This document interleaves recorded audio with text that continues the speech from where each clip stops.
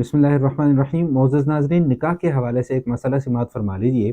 اکثر لوگ یہ سوال پوچھتے ہیں کہ آیا آن لائن نکاح منعقد ہو جاتا ہے یا نہیں ہو جاتا؟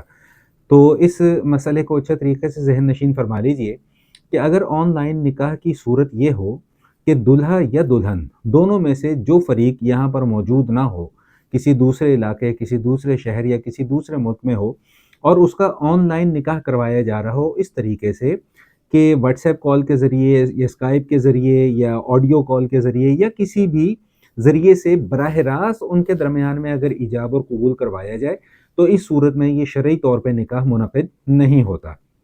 البتہ اس نکاح کے درست ہونے کی صورت یہ ہے کہ جو فریق یہاں پر موجود نہ ہو وہ اپنی طرف سے ایک وکیل، شرعی وکیل اس مجلس کے اندر مقرر کرے جس مجلس میں نکاح ہونا ہے، اور وہ شرعی وکیل اس غائب فریق کے بہاف پر ایجاب اور قبول کرے، تو اس صورت میں پھر یہ نکاح جو ہے وہ درست ہو سکتا ہے۔